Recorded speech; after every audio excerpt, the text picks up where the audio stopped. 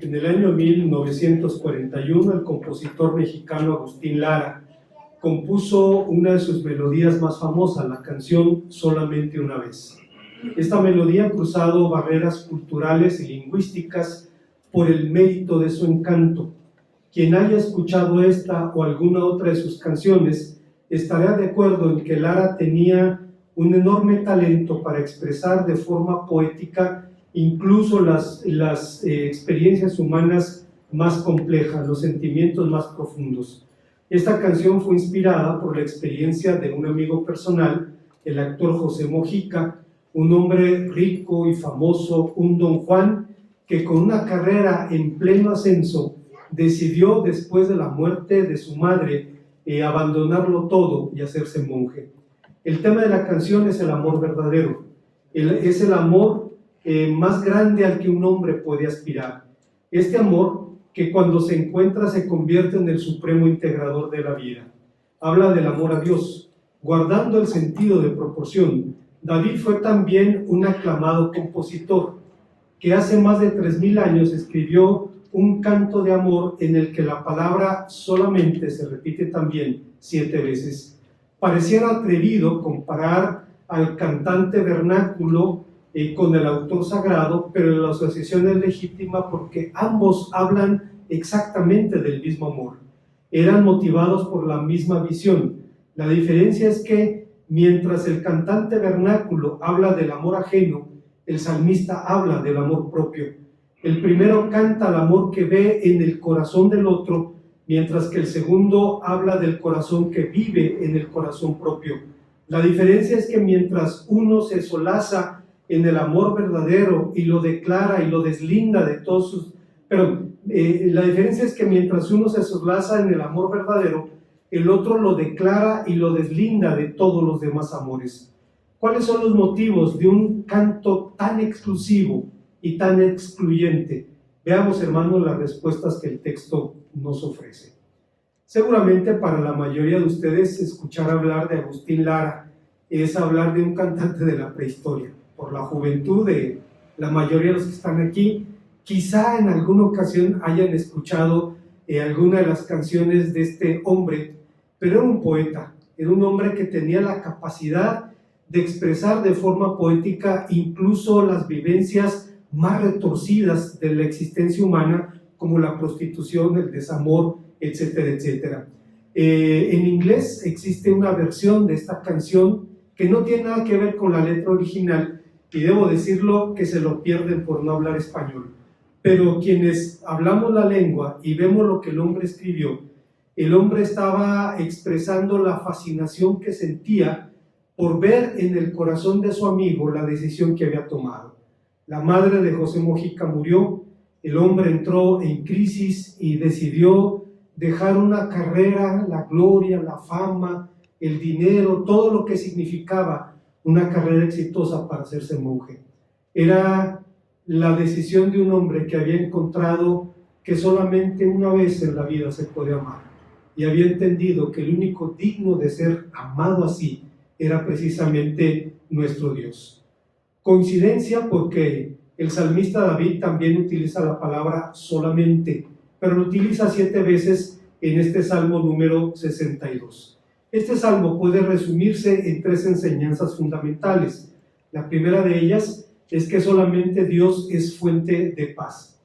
Como eventualmente ocurre con otros salmos, no es fácil ubicar el contexto del Salmo 62.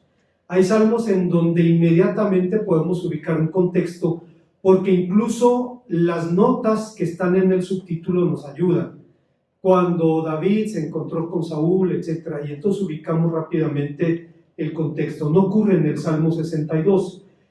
Poco tienen que decir los expertos respecto al origen de este salmo, y seguramente por esa razón Matthew Henry, un puritano que vivió hace 300 años, decía con honestidad: no hallamos en este salmo ningún detalle por el que podamos deducir cuándo y por qué lo compuso David, pero las circunstancias más apropiadas parecen ser la rebelión de Absalón. Aunque el Salmo 62 utiliza expresiones que pueden conectarlo con otros salmos, sus intérpretes difieren respecto a las circunstancias en las que fue escrito. Uno lo sitúan refugiado en el santuario, otros lo ubican en pleno exilio. Rashi, un rabino del siglo XI, lo veía como un cántico del destierro de Israel entre las naciones. En lo que todos están de acuerdo es que su forma es en el Salmo expresa una confianza exclusiva en Dios. El salmista dice de manera contundente: solamente en Dios está acallada mi alma. Pero a diferencia de lo que ocurre en otros salmos, en el salmista no expresa una sola palabra de temor o abatimiento. Y es que el autor no se permite ningún otro sentimiento que no sea la absoluta confianza, y escogió muy bien sus palabras para expresarlo. El adverbio de cantidad, solo o solamente, es la traducción de la llamada partícula hebrea de restricción, la palabra aj, que, como en este salmo, introduce una limitación. De modo que el autor principia con la declaración que encierra la conclusión de su canto. Principia, y lo hemos dicho en otras ocasiones, con ese método característico del libro de los Salmos. Los Salmos generalmente empiezan con la conclusión. Si usted lee un salmo y lee la primera frase, ahí está toda la enseñanza. Después, el salmista va a desarrollar el contenido del salmo en particular, pero siempre girará en torno a la gran conclusión a la que llegó. Y es el caso aquí. Principia y termina con una declaración de fe y la confesión de su credo. Pero su afirmación no es solamente la conclusión de un canto hermoso, es la conclusión de una vida que no siempre es hermosa. Esta es la gran bendición, hermanos, que tenemos los creyentes, es que podemos cantar en la adversidad. Recuerdo un famoso sermón de Carlos Spurgeon, el autor de las canciones en la noche, basado en el libro de Job. Y Spurgeon preguntaba: ¿quién es el autor de las canciones en la noche? Y decía: Dios, porque solo Dios puede hacer que el hombre cante en medio de la oscuridad. ¿Cuál es el tema de las canciones en la noche? Expresan confianza, expresan adoración. ¿Cuál es el valor de las canciones en la noche? Dan gloria a Dios y alientan el corazón de los hermanos. Un sermón extraordinario que, hermanos, realmente expresa experiencias que seguramente todos hemos vivido. Si usted enfrenta algún momento de tristeza, de adversidad, ponga música cristiana. Yo sé que mi hermanita en las próximas semanas va a ser difícil la separación de la familia. Cuando yo me fui al seminario, hermanos, al segundo día me quería regresar. Yo me regreso a mi casa. Yo me voy a mi casa. Pero yo sabía que estaba allí porque Dios quería. Y le dije: Señor, si tú quieres que esté aquí, pues entonces que todos los trámites fluyan bien, que no haya ningún tropiezo. Cosa que sucedió, y ya no podía decirle a Dios sino: bueno, Señor, nada más alienta mi corazón para poder estar en esta situación.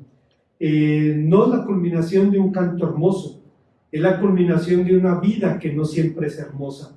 Es la conclusión de una vida de un hombre corto de días y harto de sinsabores, como decía Job en su libro, pero aún así una vida que tenía motivos de celebración. Alguien dijo que la escena que pinta este salmo describe realmente un rombo en el que Dios está en el vértice superior, el salmista está en el vértice inferior, y en los dos ángulos están sus enemigos. El salmista se relaciona con cada uno de los protagonistas, se relaciona consigo mismo, se relaciona con Dios y se relaciona con el grupo de adversarios. Principia, dialogando consigo mismo sobre las razones de su confianza. Esto me recuerda al reverendo Martin Lloyd-Jones, un predicador británico del siglo pasado, quien escribió un precioso estudio sobre el Salmo 73. Si no puede conseguir el libro, descargue el PDF, es una joya. Puede descargarlo gratuitamente y puede deleitarse en las reflexiones de un hombre de Dios quien fue pastor de la abadía de Westminster, la Iglesia de los Reyes en Inglaterra. Hemos hablado muchas veces de él. Era un médico que toda su vida luchó por el llamamiento con el pastorado, hasta que finalmente decidió abandonar el pastorado abandonar la medicina y dedicarse al pastorado. Él no lo sabía, pero Dios le hizo cambiar de trabajo, pero no de patrona. Dejó de ser el doctor de la reina para ser el pastor de la reina.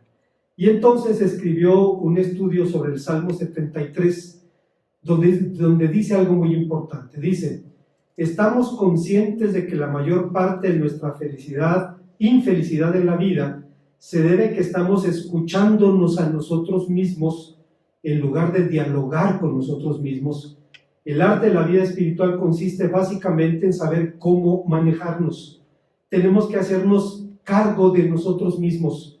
Tenemos que dialogar con nosotros mismos. Tenemos que predicarnos a nosotros mismos. Tenemos que cuestionarnos a nosotros mismos. Tenemos que persuadirnos a nosotros mismos y preguntarnos: ¿por qué voy a inquietarme? ¿Qué motivos tengo para perturbarme? Tenemos que volver los ojos a nosotros mismos, reconvenirnos a nosotros mismos, condenarnos a nosotros mismos, exhortarnos y decirnos a nosotros mismos: en Dios pondré mi confianza.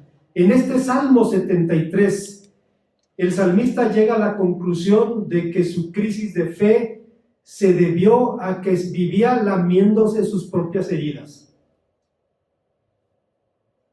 Veía que a los impíos les iba bien, a los justos les iba mal, y entonces vivía lamiéndose sus propias heridas.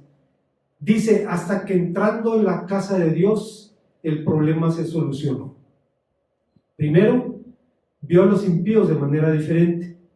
Antes los veía con admiración y hasta con envidia. Ahora los veía con compasión cuando vio el fin de ellos. Después vio a Dios de manera diferente.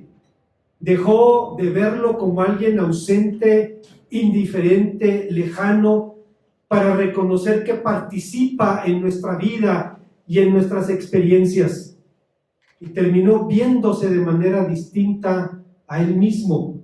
Dejó de lado la tentación de vivir lamiéndose sus propias heridas para reconocer que a final de cuentas en su vida su fe y su esperanza debían ocupar el lugar que estaban ocupando los sentimientos.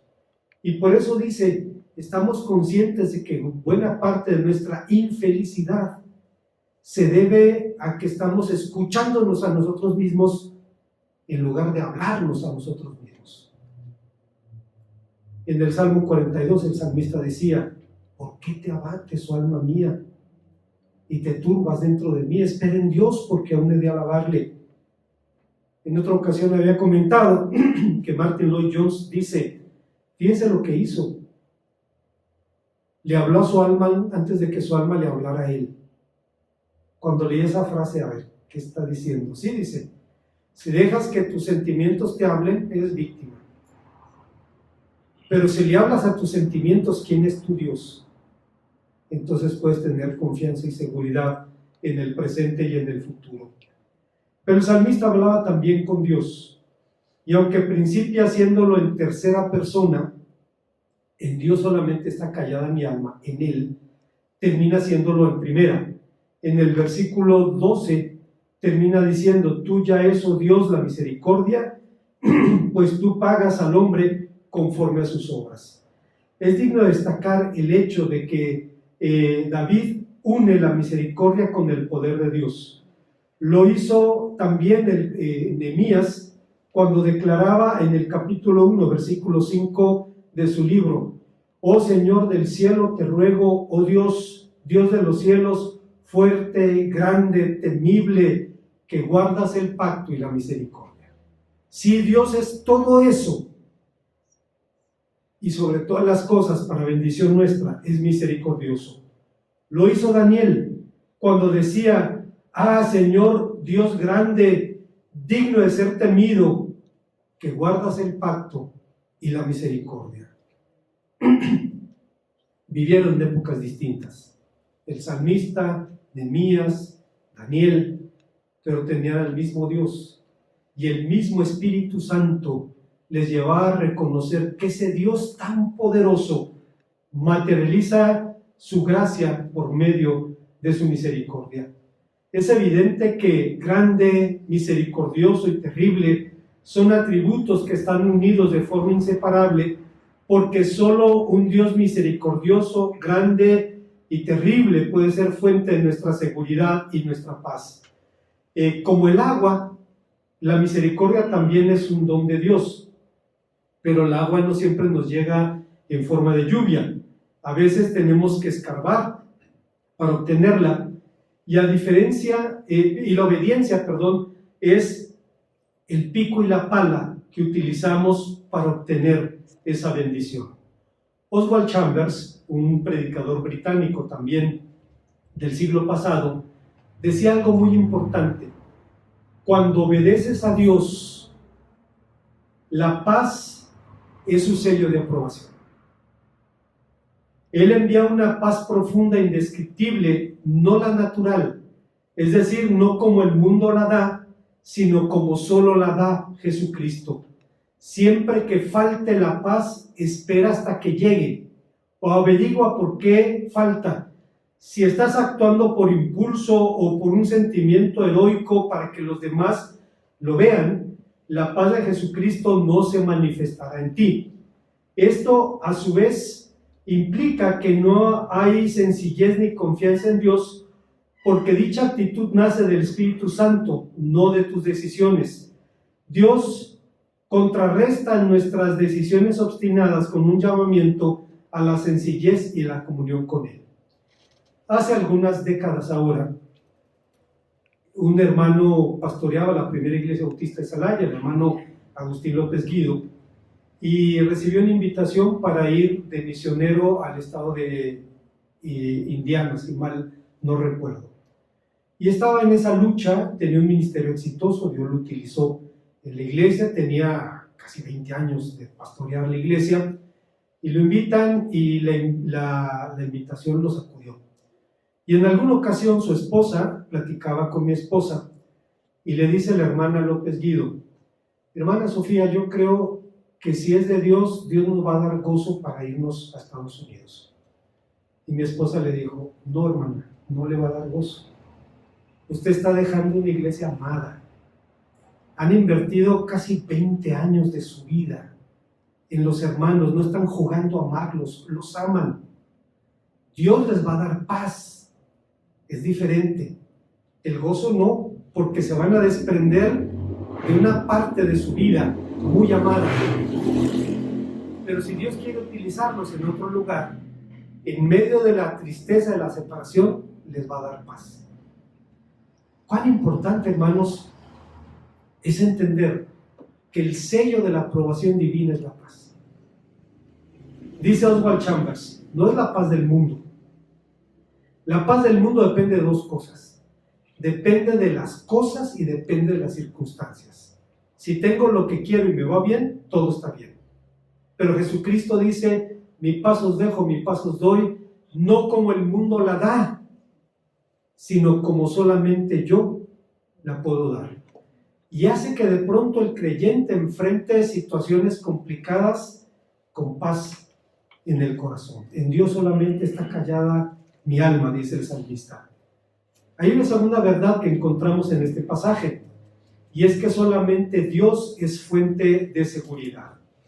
Como hemos dicho, según la tradición judía y cristiana, David es el autor de este salmo. Es decir, judíos y cristianos estamos de acuerdo en esto, que no hay mejor candidato para escribir este salmo. Pareciera, hermanos, obvio porque está en un libro que por definición escribió David, pero no siempre es fácil identificar al autor. Sin embargo, de cuando en cuando los expertos se han preguntado por las situaciones de las que habla, por los sentimientos que tiene, los conceptos que maneja, ¿quién pudo haber escrito este salmo? Y la conclusión en este caso es solamente David. Juan Calvino decía al respecto: David habla de sí mismo en tercera persona, pero habla de sí mismo como alguien elevado expresamente por la mano divina, y por tanto podríamos considerar que Dios es un tercer involucrado, como las palabras lo insinúan, pues buscaban el derrocamiento de aquel al que Dios había exaltado y establecido con honor. Al tratar de frustrar su propósito, realmente estaban luchando contra Dios mismo. Y es cierto, hermanos, durante su reinado, David tuvo que enfrentar la oposición de una gran cantidad de adversarios, que lo único que estaban haciendo era luchar con los propósitos de Dios. Al final, hermanos, Dios cumplió su designio y le dio el reino a David.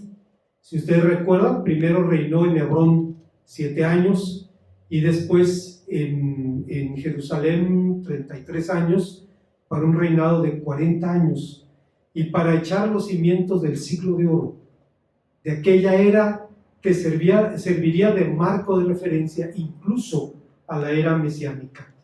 Los intérpretes que ubican el Salmo en el tabernáculo, el lugar del asilo y de la presencia de Dios, sostienen que recibió allí palabra de Dios, que le fue declarado: de Dios es el poder, la misericordia, y Él pagará a cada uno conforme a sus obras, como dicen los versículos 12 y 13. Pero lo cierto es que no es necesario que alguien se refugie en el santuario para clamar por auxilio. En las crisis de la vida nos vemos en la necesidad de buscar la presencia de Dios. En los días de adversidad buscamos su rostro. Clamamos como el salmista: restáuranos, oh Dios, haz resplandecer tu rostro sobre nosotros y seremos salvos. De modo que desde la certidumbre de la promesa divina, el salmista pudo confiar en la justicia y en la misericordia de Dios. Pudo declarar su confianza exclusiva. Obviamente esto no significa que el autor estuviera debajo de su vid, debajo de su higuera, aquella figura que se utiliza en la Biblia para hablar de los tiempos de la paz. Cuando se habla, y son descripciones de la era mesiánica, estará cada uno debajo de su vid y debajo de su higuera, es la idea de que la persona podría dormir tranquila en su campo porque no había ningún peligro. David no estaba ahí, no estaba así. No significa que se encontrara por encima de los sufrimientos del resto de los mortales. Todo lo contrario, era acosado por sus enemigos. Sus adversarios buscaban derribarlo como una pared inclinada. Arremeten contra él como ejércitos asaltando con ímpetu las murallas de la ciudad. Un solo hombre es perseguido por muchos, como si en un cuerpo pudieran caber 20,000 espadas. Cuando se rebeló Absalón, su fuerza era mayor a los 20,000 hombres y había una sola misión: era matar a David. Eso le dijo a Ahitofel cuando le desarrolló la estrategia que afortunadamente Absalón desechó. Le dijo: forma una fuerza ágil cuyo único objetivo va a ser matar al rey. Punto. En el versículo 4 el salmista afirma: solamente consultan para arrojarlo de su grandeza, aman la mentira, con la boca bendicen y maldicen con el corazón. Una vez más aparece la partícula de exclusión. Sus enemigos solamente buscaban acabar con él. Su única intención era destruirlo. No había lugar en su corazón para otro pensamiento o para otro sentimiento. Pero su maldad no se limitaba a maquinaciones, se expresaba también en la hipocresía. En el fondo de esta mala voluntad había envidia, les enojaba que David prosperara y por tanto intentaban detener su ascenso, y para tal fin echaban mano de la calumnia. Dios es nuestra única fuente de seguridad, porque contra lo que podemos pensar, los enemigos pueden llegar a ser incluso una bendición para nuestra vida cristiana. Llegaron a David y lo llevaron a descubrir que su única esperanza estaba en Dios. Carlos Spurgeon decía también: he de procurar que mis caminos sean agradables al Señor, y aunque tendré enemigos, tal vez más, debo obrar con rectitud. Dios sacará alabanza de la ira del hombre de manera que la apacigüe y no me aflija. Dios puede hacer que el enemigo desista de hacerme daño, aun cuando intentaba hacerlo. Así sucedió con Labán, quien persiguió a Jacob y no se atrevió a tocarlo. Dios puede apaciguar el furor del enemigo y cambiar su odio en amistad, como aconteció con Saúl cuando vino fraternalmente a besar a su hermano en el momento en que éste temía morir bajo el filo de la espada con toda su familia. Dios puede también convertir a un enemigo encarnizado en un hermano en Cristo, en un colaborador, como hizo con Saulo de Tarso. Quiera Dios obrar así todas las veces que surja un espíritu perseguidor. Bienaventurado el hombre cuyo enemigo se ha trocado para él, como los leones en el foso de Daniel, se convirtieron en mansos y apacibles. Cuando venga la muerte, que es el último enemigo, pida a Dios que encuentre la paz y que mi primer cuidado sea agradar al Señor sobre todas las cosas. Que tenga yo fe y santidad, porque estas verdades son agradables delante del Altísimo. Los enemigos, hermanos, pueden llevarnos a profundizar nuestra vida espiritual de manera inesperada. Salomón dijo hace 3000 años: cuando los caminos del hombre son agradables delante del Señor, aún sus enemigos buscan estar en paz con él. Proverbios capítulo 16, versículo 7. Cuando surge un enemigo, tenemos que preguntarnos: Señor, ¿qué bendición traes con él? ¿Qué bendición traes con él? Un enemigo puede ser una persona. Un enemigo puede ser una enfermedad. Un enemigo puede ser una crisis económica. Tantas cosas que tenemos que preguntarle a Dios si creemos que Él está en el control. Señor, ¿qué bendición traes a través de esta situación? Hay una tercera y última enseñanza en el pasaje. El salmista concluye que solamente Dios es refugio permanente. El Salmo 62 principia con una declaración interesante: solamente en Dios está acallada mi alma. Acallada significa, obviamente, estar en silencio, en reposo, en descanso. Se utiliza en sentido negativo y en sentido positivo. En sentido negativo, el Salmo 22:3 dice: clamo todas las noches y no hallo reposo. Es la misma palabra que se traduce como acallado. Mientras que en sentido positivo, en el Salmo 62, la inquietud se convierte en mandamiento: que todo mi ser espere en silencio delante de Dios. La seguridad del salmista se encontraba en que sabía que Dios estaba en el control de las circunstancias. David dice que la confianza de los hombres es incierta, sin importar si son fuertes o poderosos, son menos que un soplo. Dice, se los puede tomar a todos juntos, colocarlos en el platillo de una balanza y poner en el otro platillo un soplo, y el platillo de los hombres subirá. ¿Qué está diciendo David?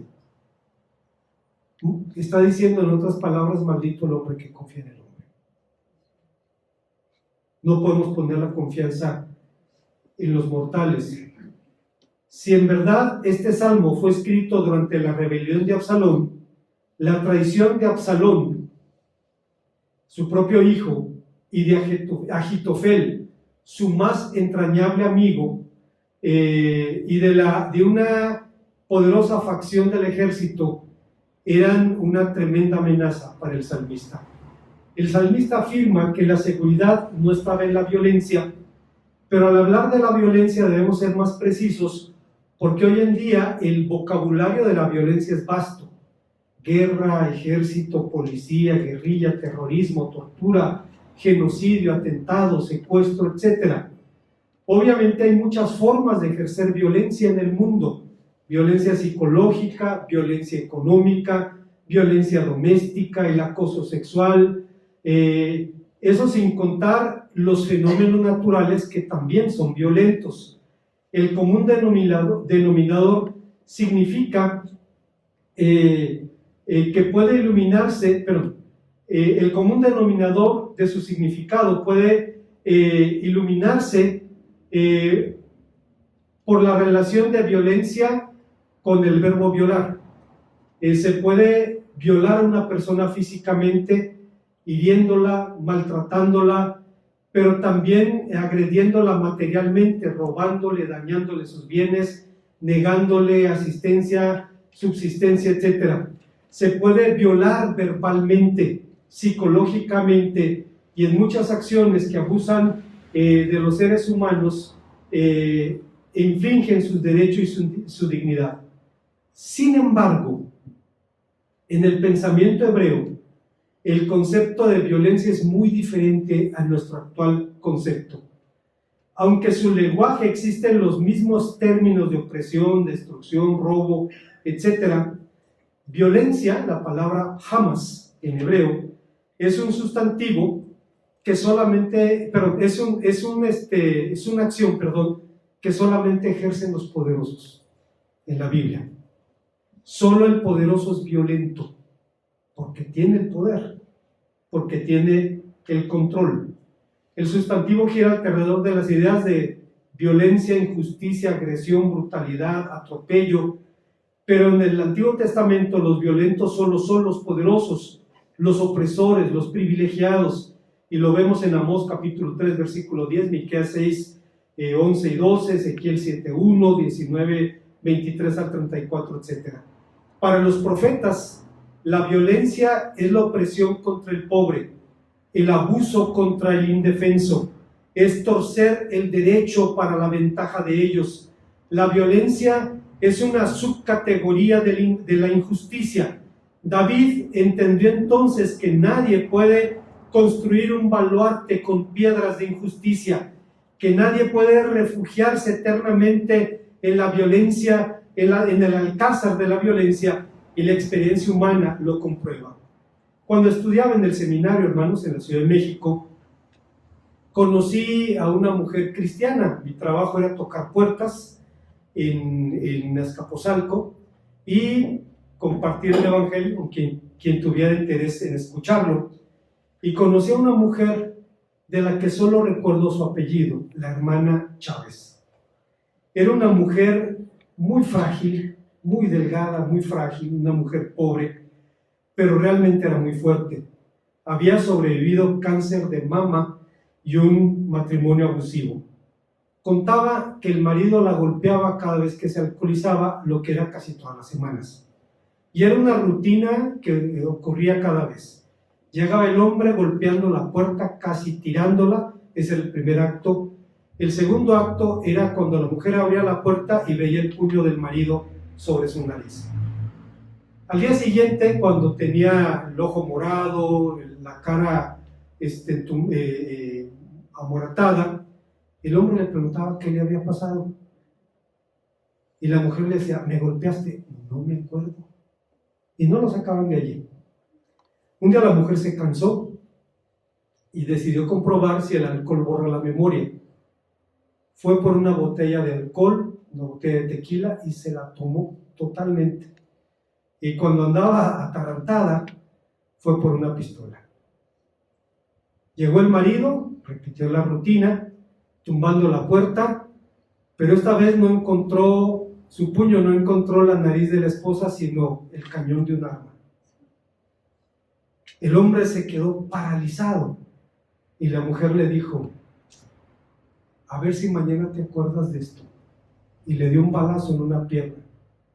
El hombre no lo podía creer, veía sangrar su muslo y le dijo, y si no te acuerdas de eso, a ver si te acuerdas de esto. Y le dio un balazo en la otra pierna. Obviamente lo hospitalizaron, fue una situación terrible. Dice, pero sabe, hermano, cuando se recuperó, bien que se acordó, dice, bien que se acordó. Y la mujer decía, no lo maté con los balazos, lo mató el diabetes, decía ella. Dice, nada más me duró un año después de eso. Dicen en nuestra cultura que el valiente vive hasta que el cobarde quiere. Y bueno, hermanos, David, hermanos, concluye que la seguridad tampoco está en las riquezas. Aunque en el mensaje de los profetas las riquezas y el poder son los dioses olvidados que gobiernan el mundo, no por ello dejan de ser dioses falsos. Carlos Spurgeon diría al respecto: «Oh, a cuánto las riquezas le han servido como la mula de Absalón a su amo, a quien dejó colgando en extrema necesidad, entre el cielo y la tierra, rechazado por ambos. Una chispa de fuego puede hacerlas arder, un ladrón se las puede llevar, un siervo inicuo puede hacerlas desaparecer, un pirata, un naufragio en el mar, un malhechor o un maldeudor en la tierra. Hay 1000 maneras que las pueden hacer desaparecer. Son como las manzanas de Sodoma, que parecen hermosas pero se desvanecen al tacto, ilusiones áureas, un mero esquema matemático, una fantasía del cerebro del hombre», como dice San Pablo en 1 Corintios capítulo 7, versículo 31. Las riquezas, pero la seguridad, el refugio permanente, dice David, no está en la violencia, no está en la riqueza, está en el Dios único y verdadero. Como conclusión, el salmista utilizó 6 veces la palabra solamente para aludir a su opción por Dios. En su canto deslindó el amor a Dios de cualquier otro amor. Los evangélicos entendemos, o al menos deberíamos entender, el significado de la palabra solamente, porque cifra nuestro credo y la razón de nuestra identidad. Nuestros mayores, los reformadores, acuñaron las llamadas 5 solas. Esas 5 frases en latín que resumen nuestras creencias básicas. Cada una de ellas rechazaba o se oponía explícitamente a las prácticas y a los abusos, en este caso de la Iglesia Católica y de su jerarquía, pero consideradas positivamente, las 5 solas expresan los 5 pilares esenciales de la fe y de la práctica cristiana. Estas son: sola fide, es decir, solo somos salvos por la fe; sola gratia, es decir, solo somos salvos por la gracia; sola escritura, solo la Biblia es norma de fe y práctica; solus Christus, solo Cristo es el mediador; y soli Deo gloria, solo a Dios la gloria. Es pues necesario tomar la decisión del salmista, asumir la opción por el Dios único y verdadero y actuar en consecuencia, porque hoy en día en el cristianismo existe la clara tendencia a desplazar a Dios del corazón del evangelio para centrarse en el hombre, de cambiar el evangelio cristocéntrico por uno centrado en el hombre, en sus sentimientos, sus ilusiones, sus intereses.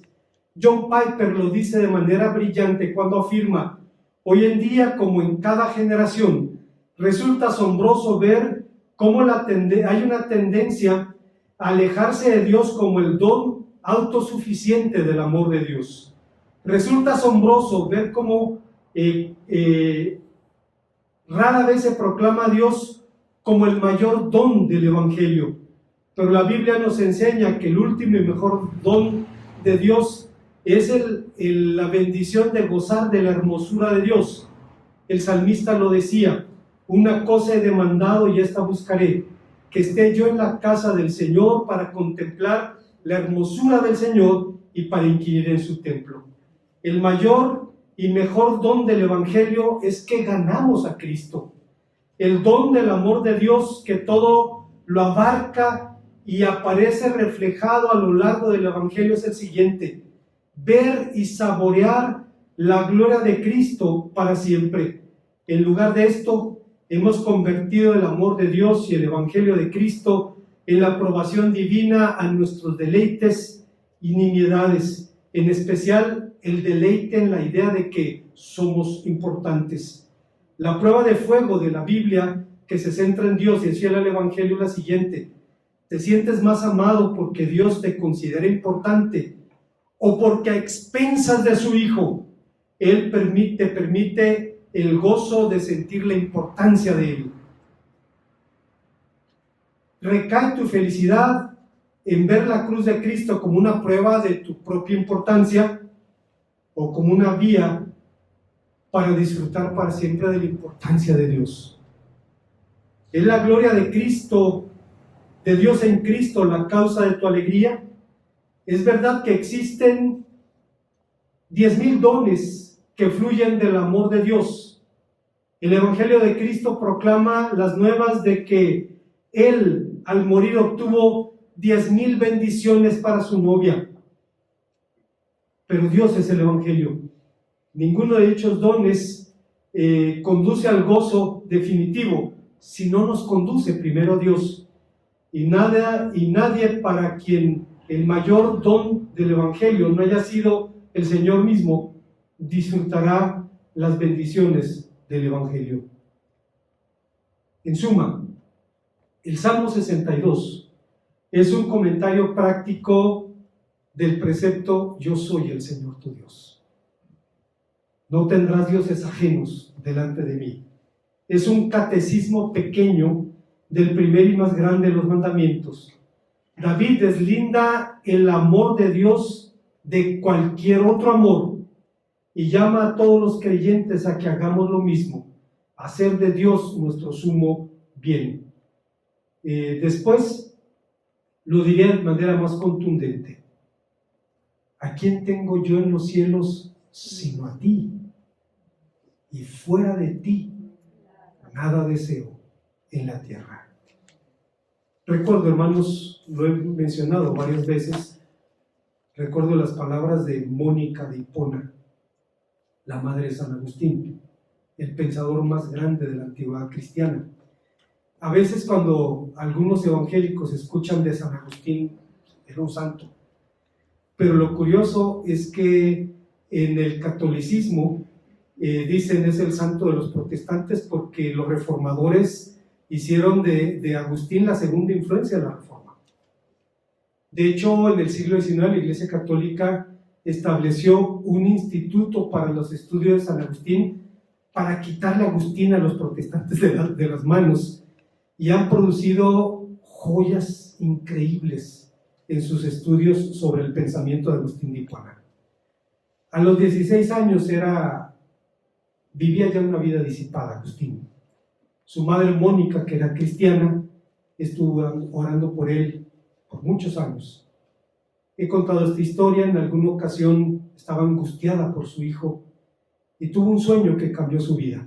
Soñó que vio a un ángel y el ángel le preguntó: ¿por qué lloras? Y le dijo: por mi hijo que no es cristiano. Le dijo: ve a tu lado, está ahí contigo. Y dice, y en su sueño vio que Agustín la acompañaba y entendió que un día iba a llegar a ser cristiano. Pasaron 17 años, pero al final el hombre creyó y se convirtió en el gigante del pensamiento cristiano. Mónica murió, si mal no recuerdo, 50 y tantos años, y antes de morir le dijo a su hijo: no hay nada que me ate este mundo, no hay nada que el mundo ofrezca que le dé valor a mi vida. Lo único que me unía a esta vida era verte cristiano. Ahora solo espero estar en la presencia del Señor. Cuando alguien entiende la conclusión a la que llegó el salmista: ¿a quién tengo yo en los cielos sino a ti? Y fuera de ti nada deseo en la tierra. Ha llegado al punto en el que solamente Dios es el centro de su amor. Oremos a nuestro Dios. Gracias, Padre Santo, porque nos permites venir a tu palabra y encontrar un testimonio de la grandeza de tu amor. Bendito seas por esto. En Cristo Jesús. Amén.